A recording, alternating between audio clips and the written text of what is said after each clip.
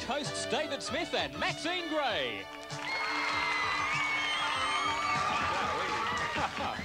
Well, hi there. Hi. Oh, yes, what an audience. Fantastic. Lots of fun today. Fantastic program. Just watch what's coming up in today's show. Yes, most of us have collected something at some time or other, stamps or coins or rocks. Did you collect anything? Yeah, I collected tadpoles and frogs. Of course, the Earthwatch frog. What else? Yes. Yeah. But really the heyday of the great collections has gone, and these days it seems to be better to leave things as they are in their natural state. That's right. So rather than stick pins in your butterflies and put them on boards like this, which of course is useful if you know, run a museum, but rather than do that yourselves, it's better to let them flap around in the bush and live free. But in the days before television, people had to rely on these collections and travelling exhibitions to see the wonders of the world.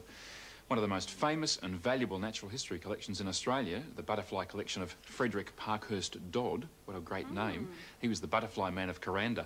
He's just donated that collection to the Queensland Museum, and Ian Henschke went along to have a look.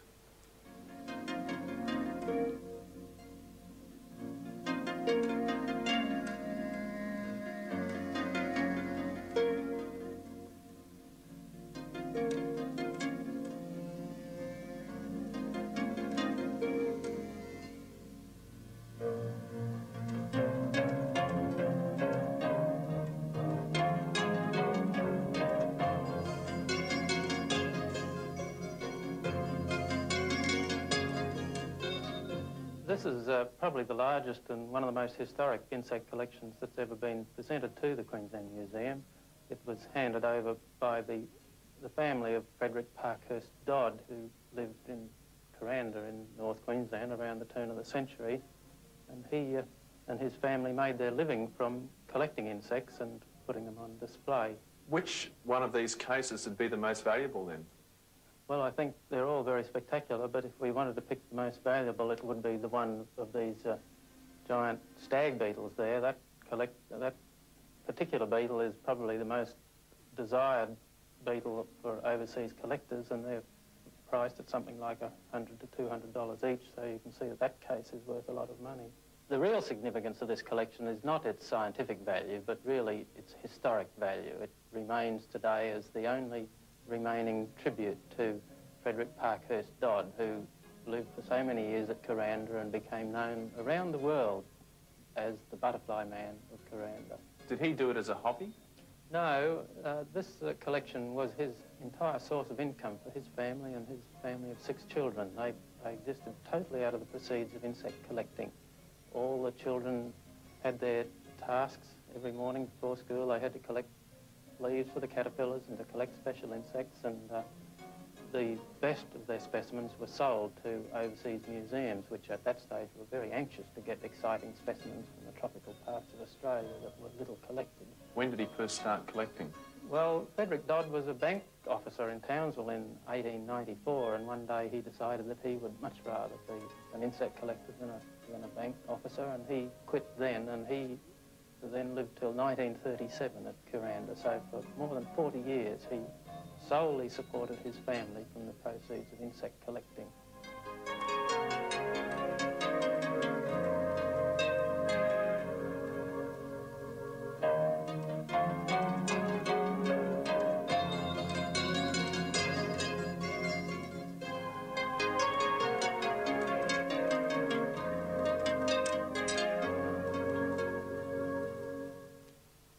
That's a marvellous collection of butterflies, and I think the Queensland Museum is extremely lucky to have latched onto that collection. They are. Yeah. It's amazing what an enormous variety of colours and patterns butterflies have.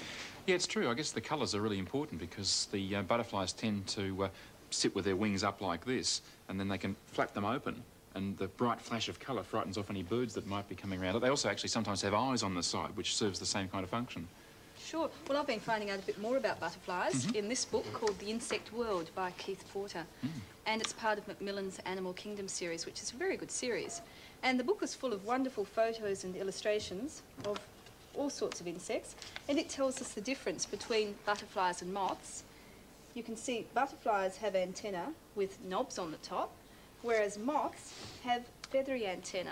I thought it was just the difference between lepidopterans and coleopterans. Oh, thanks, David. I'm a zoologist, I can't help myself. And this photo is a close-up of the wing of a peacock butterfly, and the wings actually covered in thousands of tiny scales. And like the dots on your television screens at home, the scales join together to form a complete picture or pattern. And each scale can be a different colour. That's a great book from Macmillan, and it's available for $12.95. Great. Good value. Very good value. And speaking of collections, butterfly collections and things, we have a letter from Claire Snadden, who comes from Newnham in Tasmania.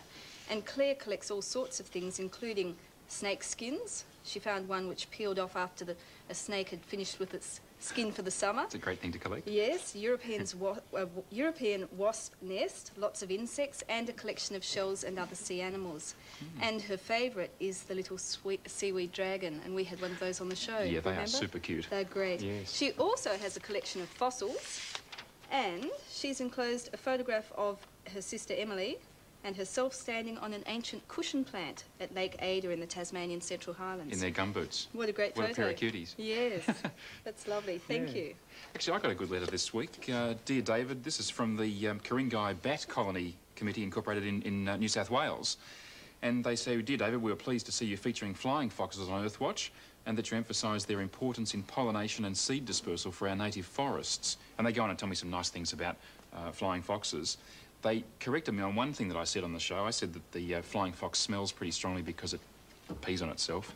And they tell me that it's definitely not the case. They do not urinate and defecate on themselves, and this is not what creates that smell. They tell me that it comes from a little gland up under the shoulder here called the scapular gland, and they rub their shoulders on branches to mark out their territories and so on. And that's what makes the distinctive smell. They also tell me that they have a neat little trick of combing their fur with their toes and using one toenail to painstakingly pick their teeth clean, which is really cute. Isn't that interesting? Thanks very much, Ku-ring-gai Bat Colony, and we certainly agree fruit bats are wonderful creatures. No doubt about them. And they even gave me a T-shirt to make up for the fact that I'd made a little mistake. They said, here, have a T-shirt, make friends with a bat. That's terrific. What a great T-shirt. Yeah. Now it's time for World Watch. That's right, Maxine. From out of the air, we take the plunge into this week's World Watch. For centuries, the northern Pacific Ocean was a hunting ground for the sea otter with its valuable fur. By 1911, they were nearly extinct, so killing them became illegal. But they're now making a comeback along the coast of California.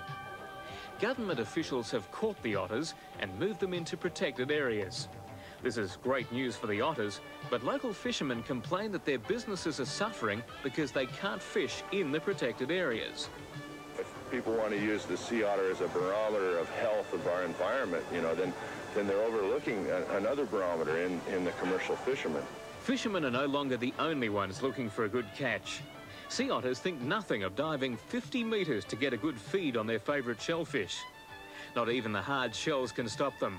They simply smash them open against rocks balanced on their stomachs. The fishermen are worried that the sea otters will eat through the shellfish stock, eventually forcing them out of business. But Friends of the Sea isn't concerned with commercial interests. We have a clear responsibility to do whatever we can to increase the otters' odds of survival. A team of scientists from NASA have made their first flight into the mysterious ozone hole over the Antarctic. They were trying to discover whether man is destroying the Earth's natural protection against solar radiation. The ozone layer surrounds the Earth about 25 kilometres above the surface. It shields the Earth from much of the sun's ultraviolet rays. Ozone can be destroyed by chemicals called fluorocarbons. These are found in things like aerosols, refrigerators and air conditioners. The more the ozone layer decreases, the more those harmful ultraviolet rays will reach the Earth. Research has shown that the ozone layer over the Antarctic drops to about half its expected level in spring. Scientists say that if this was to happen over populated areas, there would probably be a sharp increase in skin cancer and a change in plant and animal cycles. Well, we're leaving the ozone and entering the danger zone now as we get into this week's creature feature. Yes, what an amazing creature we have here today. This is a tiger quoll. And of course, normally you wouldn't be handling a tiger quoll like this. But this one's 8 years old, and he's had a little bit of a back problem. He's a tiger quoll with a back problem, and so he's had to be handled by the vet quite a bit in his life, and so he actually tolerates being handled quite well. But normally the keepers would stay well away from a tiger quoll. Oh, a bit of a growl there. Because he's one of the most aggressive animals in the Aussie bush. Why are they so aggressive? Why have they got that reputation? Well, they just, they're extremely efficient hunters and killers. They'll climb trees very well, and they can take baby birds out of their nests, things like that. They'll eat lizards, they'll eat, even eat centipedes at times, things like that, and all sorts of small mammals and so on. You don't see them very often, because they're pretty well, they're very shy and they're nocturnal. They come out at night, so there's not too much chance to see them in the bush. But if you do see one, it usually means you've cornered it somewhere in the bush, and it'll be sitting there with its jaws wide open, roaring at you. Oh. So they're really quite something. Fantastic coat, though, despite all this fearsome reputation. You want to go down in your box? OK, down you go. That's the boy. Tig for tiger quoll. See the lovely spots on his coat? With spots, not stripes. That's right. That's interesting. Yes, exactly, yeah. When the European explorers first came to Australia, they saw these little tiger quolls and they thought this was an animal like a polecat, which is a European animal, or an American animal, so they called them native polecats. Now, they're not polecats, of course, they're marsupials, and the females have a pouch all of their lives, so they're just ordinary old marsupials, but of the kind of marsupials called dasyurids, or carnivorous marsupials. So they're related to animals we've had on the show before, like the little Antechinus and the Sminthopsis, the dunnart. Yes, yes. Just a big relative of one of those. It's quite strange how people, when they discover a new country, try to make the animals and the plants look like the ones that were familiar to them. When the first explorers came to Australia, they tried to paint our bush, and all the trees they painted were actually looking for all the world like Northern Hemisphere trees, like elms and ashes and oaks, rather than good old gum trees. So it's quite strange. So here we are, very fortunately able to handle Tig, the quoll. So would he eat rabbits and things like that Yes, as well? he could. Yeah. He could easily eat a small rabbit, I think, for sure. As I say, some friends of mine were trying to film tiger quoll behaviour, trying to film their whole life cycle. And really, they're so ferocious that when the adults were in the cage that they were filming in, as soon as the adult came near the cameraman would sort of back away in fear. I don't blame him. This great big roar and the huge jaws. Yeah. But this one, fortunately, is fairly tame. I'm just a little bit wary because I'm not used to handling animals with this sort of reputation, so I'm being a little bit cautious. Yes. But so far, Tig has been wonderful and just loves to be patted. He's settling down for a bit of a rest here. Great. So, that's a very rare chance to visit one of these extraordinarily dangerous animals. We better not let you pat it, but it's about as close as you probably ever get to a real tiger quoll. How about that? Good. He's really enjoying that now. Yes, yeah. Good. In fact, he's closing his eyes as if he's about to nod off. Hey. Yes, I think he's really enjoying the docile company here. Yes. Yeah. So, that's it for a tiger quoll. Great. Well, we turn up the lights and Maxine gets into your segment in the show, Earth Watching This Week. Hi. Today on Earth Watching, we're going to have a look at horse care. And here to talk to us about it is Victor Caulfield. Hello, Victor. Welcome to the show. Thank you, Maxine. And you've got a very special friend here to show us how it's done. This is Legend. He's a 20-year-old Shetland pony. He's a school pony of Braemar. Now, lots of, well, some lucky children might be getting a pony for Christmas. What should they think about before they get the pony home? Well, you've got to find a suitable paddock for the horse to start with, and it must be a clean paddock with no bits of tin and wire that the horses can injure themselves. And what other things do you have to think about? What about food and water? Well, you must have good water in the paddock and lots of it because horses drink a lot, particularly in summer. And grass, people put horses into a paddock and they see a little bit of grass there and they think, oh, well, that's good, the horse can eat it. But the horse eats it all down and there's nothing left. And that's what we call a bare paddock. There's lots of them around Melbourne. Yes. Is it expensive to keep a horse? Certainly. I would think a little pony like this would cost you on an average of $20 a week, if not more. And how important is grooming? Grooming is very important because the horse must be kept, his coat must be kept clean so it keeps him healthy. How do you do it? I'll show you. Purdy, would you like to come across here? I'll take his rug off. Do you always keep a blanket on him? Yes, or he's always got, well, in the summer, no, but in the winter he's got a canvas rug. Now, we've got a few first of all, brushes we here. get a dandy brush. Yes. A curry comb, and we get this loose hair off. Ledgy's got a winter coat at the moment, although he's been stabled and groomed every day for at least 6 weeks to get him ready for the Royal Show.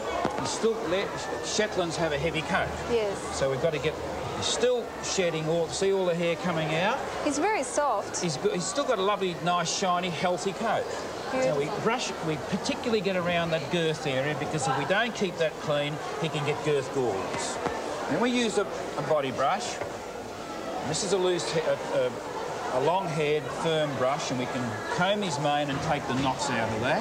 How long do you groom them for? Oh, I think a quarter of an hour, half an hour. It depends on what you're doing with the horse. If you're going for a casual ride, a quarter of an hour. If you want to show him to your friends and make him all nice and shiny, you might spend a lot longer. And plait his tail. There we and are, all that plait sort his of tail. thing. Of course, we've got to look after his feet. He's got dear little feet, Legend. Here they are. And they've got to be trimmed all nicely around here so they don't crack up. And that's one of the problems, that they crack if they're not looked after. Do you do that yourself, or Yes, you can pick his feet out with a hoof pick. Here. And we just make sure that there's no stones in the sole. You see here? Ah, yes. Good. There we are. All right. Now then, we saddle him. Do horses mind being groomed? No, they love being groomed. He doesn't, that's obvious. But I mean, if they're nervous, but you've got to do it nice and quietly, and then they get used to it. And this is a little saddle, little Wintex saddle. It's very light for children. We put it on, nice and square. We do the girth up, and that's got to be nice and firm so the saddle doesn't slip. Yeah, and that's done nice and firmly. We're not riding him today, so Purdy will just lead him around. Good. And we should talk about rider safety, and it's very important that Purdy wears a standard-approved helmet, because there's so many head injuries with children that don't use helmets. And you've got to have correct footwear. You must have a heel on the boot or the shoe, otherwise your foot can slip into the stirrup. Fine. So there we are. There we are. Thank you very much, Victor. Good, That's thank you. terrific. Come on, Legend. You're beautiful, aren't you? Hi, well, we've got a terrific book for you today. It's a huge book, and it's called The Children's Giant World Atlas, illustrated by Stuart Brendan. It's got some wonderful maps in, showing the whole world, and it's got little drawings of the plants and animals you'll find in each country. For instance, in South America, you've got condors and guanicos living in the Andes, and in the jungles of the Amazon, snakes, and there's a tiny little tree frog. And you'll see what's in the oceans as well. We've got whales and dolphins and porpoises. And in the other maps, you can find out about the good things in life that other countries enjoy. In France, there's winemaking and cheese, and in Switzerland, chocolate and watches. Another good thing about this book is that it's designed to be hung on the wall. It's got little holes in. So with 8 maps in all, you can have a different picture every day of the week and one to spare. It's published by Heinemann, and it costs $24.95. And in our letters this week, we have a letter from Andrew Stevens, who comes from Parkdale in Victoria. And Andrew says, I have sent you a picture of my huge hen's egg, which I was given at the egg farm. It weighed 110 grams, and there's another egg in that photo which was only 55 grams. So Andrew's egg is twice as big as a normal egg, and it had 3 yolks. He says, I was upset that I didn't get to eat it, but I dropped it on the floor. Ork. That's great. Thanks, Andrew. And we have another letter from Kylie Watton, who comes from Mayfield in New South Wales. And Kylie just loves horses. And she says, I'll be getting a horse of my own in the near future, because I've worked really hard to earn some money and read nearly every book on horses that I can find. And she's got some other pets. She's got 2 cats and a budgie. And she's been to lots of horse camps. And she sent us a photo of herself at Barrington Tops horse camp on a horse called Silo, who had an awful temper. I wonder what he did. And she says, my room's covered with horses. Everything's horses the way I like it. Wow. That's great, Kylie. Thank you very much, and I hope you get your horse one day. And why don't you write in and tell us about your pets or the place where you live or anything you like. And don't forget to send us a photo. That's right, Maxine. Do send us a photo. Make yourself a star on national TV. Here's our Earthwatch posting address. And if you do send us a photo, please send us an envelope with your name, address and a stamp on it too, so that we can return it to you later on. Well, sound advice from Paul. Thanks, Paul. Back in World Watch, we saw those great little sea otters. And, of course, there's some other news about sea otters. Just last week, there was a report in the paper talking about sea otters off the Californian coast. There's one population of sea otters, and scientists have been a bit worried about these poor little sea otters because, in fact, if there was an oil spill in the ocean there, they might be in dire straits. So what they've done is taken some of the sea otters, about half of them, and moved them south to an island off southern California. And the idea is that if there's an oil spill, well, then at least half of them will have a chance of surviving. Well, let's hope they have a better than a chance of surviving. Back to otters of a different kind. I love otters. I always spend some time with them when I'm at the zoo. I love watching them feed and swim. It's great. Let's see what Maxine found out when she went to see them.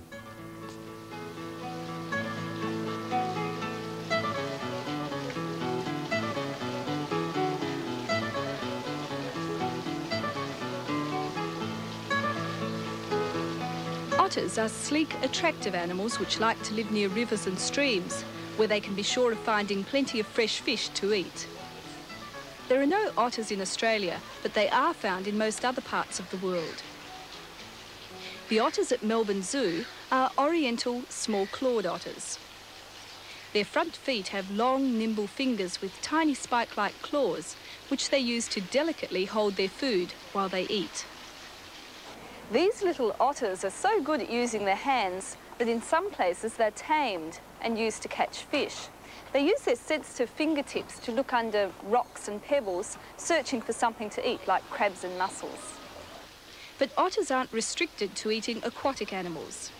The curator of mammals at Melbourne Zoo, Ernst Weyer, says there's much more to their diet than you'd think. They're very omnivorous animals. A lot of their food, of course, comes out of water, out of pond life, like frogs, crabs, or yabbies, mussels, worms, snails. On land, of course, they would feed on rats and mice, maybe some lizards, maybe grasshoppers, and occasionally, possibly even a little bit of ripe fruit. So they eat just about anything and everything? Very omnivorous animals. And yes. you've got some food there. Do you think we could feed them? Of course. Yeah? Yes. Come on. Come on. Get a fish. You get a fish down? Yes. Yeah, she probably can't reach it. If I throw it down there? I would. Yeah. Now she's going to sit for... Oh, no. Well, how about we put one in the water? Hey, come on.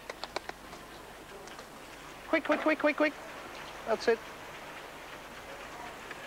Could you pick two up at once? Yeah, she's going to go on the far end now. See, there she... How much do they eat a day? Well, she'd be getting about 3 times, 4 times a day, 2 or 3 fish, little ones. Their digestion is very, very fast. Sort of. Well, obviously, if you feed them mainly fish, then what is it, about a couple of hours and fish is digested.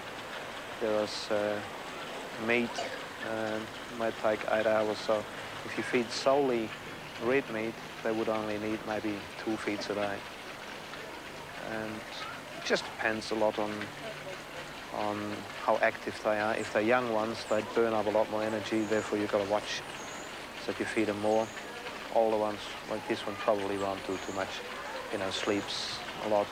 So 2 feeds would be enough, but we tend to feed them 3 or 4 times a day. It just varies. Little bits, that's meant to be for 2, really. Yeah. Do they share their food? No, not once they have a fight. No, they're quite, even when they're all together, each one of them grabs a fish and they sort of go different spots, yeah. Quite food jealous, yeah. Yes. And what do they like to handle? Are they friendly to their keepers? They can be sort of hand-raised and made to be very friendly, but again, even though they're very social, they're very much an individual too, and an otter does not like to be forced into anything it doesn't like. As long as you let it go, it'll be okay and be friends, but if you make it do things, then it would eventually turn on you. So they're not the best of pets. In the wild, otters live happily in extended family groups. But at Melbourne Zoo, where the otters are not all from the same family, they're having trouble getting along. Ernst says the problem is that they're such jealous animals. They have incredible tendencies of becoming jealous, and that can cause sometimes problems, which we at the moment sort of encounter here at the zoo, where we've had a group of 2 males and 2 females, happily living together, but then some rivalry sort of started up where one female favoured a particular male and then the other male didn't like that. So now at the moment we got 3 groups. So one group of males and 2 groups of female, and we are trying to get them back together. Despite this jealous streak, otters are playful even when they've grown up. One of their favourite games is sliding down a steep bank of mud and plunging into the water, as if they were on a water slide. Like seals, they're a little clumsy on land, but excellent swimmers. They have streamlined bodies and webbed feet and hands, and their thick fur is well oiled for waterproofing. And like seals, when they're not eating, they like nothing better than to laze about on a sunny rock.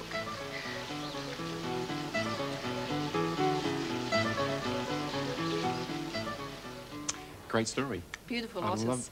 I love the way they feed with using their paws, you know, to manipulate the fish. Eating a whole fish. Yeah, it's just a great view of the wildlife. Actually, you can get a great view of wildlife in your own backyard. Our senior cameraman, Roger McAlpin, came up and had a chat to me after the show one night, and he said, I've got this little trick that I do in my backyard up in the bush where he lives in the hills, and he puts some food out in a little net on it with a rope going up to it, and possums come up and climb the rope and eat the food. And I said, why don't you take a picture of it? So he did. He set up a camera with a big long remote control and he took this fantastic flash photograph of this little possum sneaking up the rope to grab its goodies. Isn't that great? Yeah. So it's so easy to do. You should try investigating that. See if you can take some nice wildlife pictures in your own backyard. Do it yourself. Do it yourself, exactly. So that's all for us this week. We'll see you next week on Earthwatch. Bye. Bye.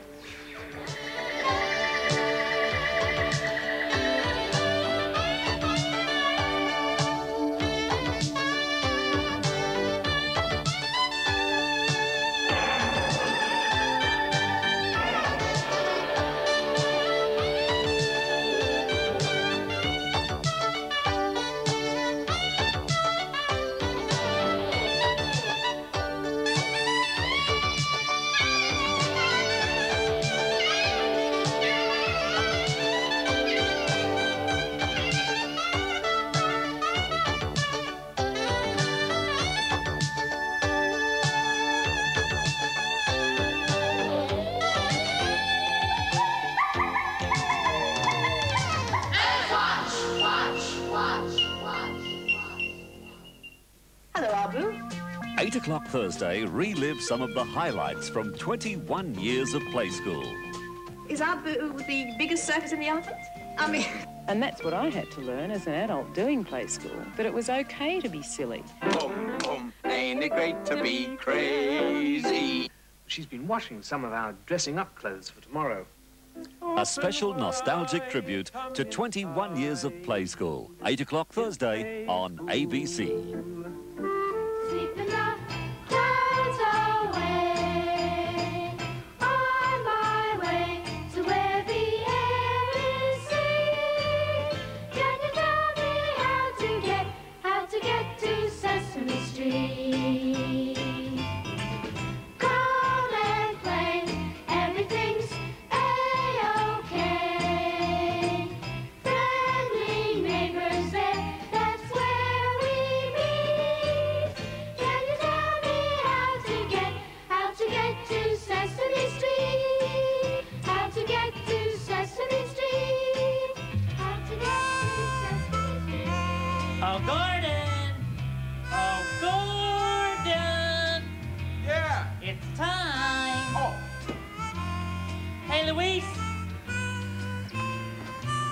Yes, Big Bird. Time, Luis. Can you tell Maria too? Be right there. Okay.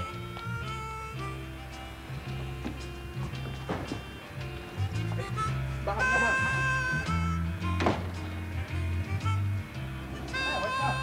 Hey, how you doing? I don't know. Snuffy wanted me to call you all here, Snuffy. What was it you wanted? Well, I want you all to meet a new friend of mine.